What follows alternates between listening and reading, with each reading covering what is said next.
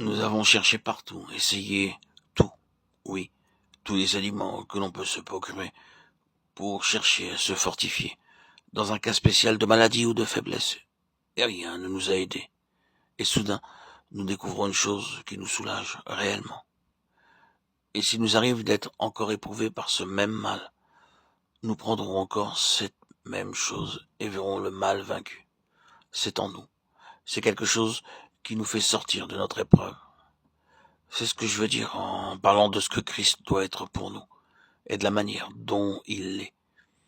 Il doit être en nous, ce sur quoi nous pouvons nous reposer avec confiance et assurance. Et lorsqu'il est cela pour nous, il nous faut triompher. C'est de cette manière qu'il nous faut le connaître. C'est la seule manière d'apprendre Christ. Et elle est expérimentale. Vous verrez le ciel ouvert. Le Saint-Esprit est venu établir pour nous un ordre de choses entièrement nouveau, de sorte que Christ soit révélé en nous comme notre vie même. Vous verrez lorsque l'Esprit sera venu, c'est la marque d'une vie sous l'onction.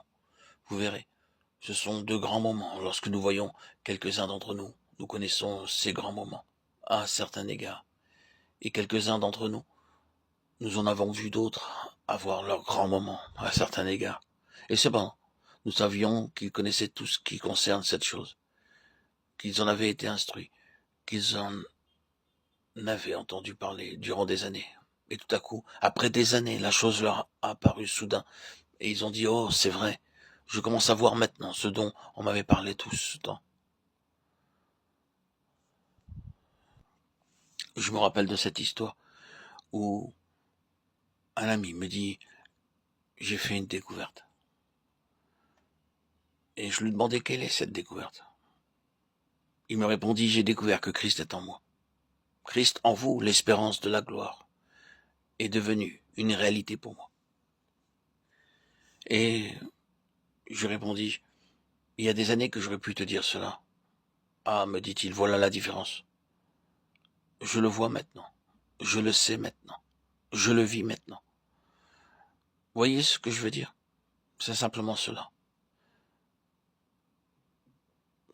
Cet ami avait vécu dans sa chair, dans son esprit, le Christ en lui. Ah, si le monde était rempli de chrétiens comme celui-là, n'est-ce pas là le besoin? Mais puisque cela fut dit à Nathanaël, ce doit être pour nous tous. Cela ne fut pas dit à Pierre, à Jacques et à Jean sur la montagne de la Transfiguration. Ce fut dit à Nathanaël, l'un du cercle général. C'est donc pour tous, et s'il est nécessaire d'appuyer sur cela et de le prouver, remarquons ce que le Seigneur Jésus a dit. Vous verrez le ciel ouvert et les anges de Dieu montant et descendant sur le Fils de l'homme.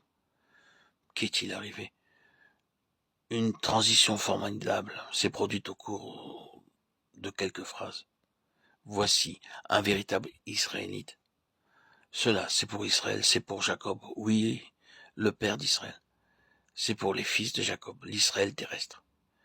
Oui, mais cela reste purement dans les limites terrestres, simplement dans les limites terrestres d'un peuple qui est ici-bas parmi les nations, et dans les limitations des symboles. Oui, mais nous arrivons maintenant à la transition formidable. Le Seigneur a annulé quelque chose de ce qu'avait dit Nathanaël. Tu es le roi d'Israël, avait-il dit, roi d'Israël. Ce n'est rien. Tu verras de plus grandes choses que celle-là. Tu verras le ciel ouvert, les anges de Dieu montant et descendant sur le Fils de l'homme. Il y a là quelque chose d'infiniment plus vaste qu'Israël, Fils de l'homme. C'est racial, c'est universel. C'est pour tous les hommes qui voudront entrer, et non pas seulement pour Israël. Tu verras de plus grandes choses, le ciel ouvert. Et pour qui? Non pas seulement pour Israël, mais pour tous les hommes en Christ, le Fils de l'homme. Ce titre, Fils de l'homme, représente simplement la pensée de Dieu pour l'homme. Oh, la grande pensée et la grande intention de Dieu pour l'homme. Le ciel ouvert est pour l'homme, lorsqu'il entre dans la pensée de Dieu en Christ. Le ciel ouvert est pour l'homme. Dieu se révèle lui-même à l'homme dans l'homme. C'est pour nous tous. Que personne ne pense que ce ciel ouvert, cette onction, soit seulement pour quelques-uns. Oh non, c'est pour tous et pour chacun. Le désir de Dieu, la pensée de Dieu, c'est que vous et moi, les plus simples, les plus insensés, les plus faibles parmi les hommes, ceux qui sont naturellement les plus limités, ceux qui sont doués naturellement des capacités les plus faibles, oui tous, nous trouvions que notre droit de naissance même, c'est un ciel ouvert.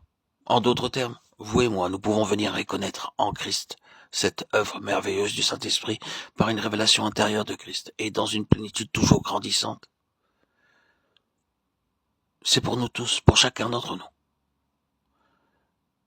que le chrétien le plus avancé est ici un mouvement nouveau vers le Seigneur à cet égard, et que tous nous arrivions réellement à cette première crise où la voûte qui nous recouvre est brisée et où nous connaissons un ciel ouvert, l'Esprit révélant Christ dans nos cœurs, pour sa gloire.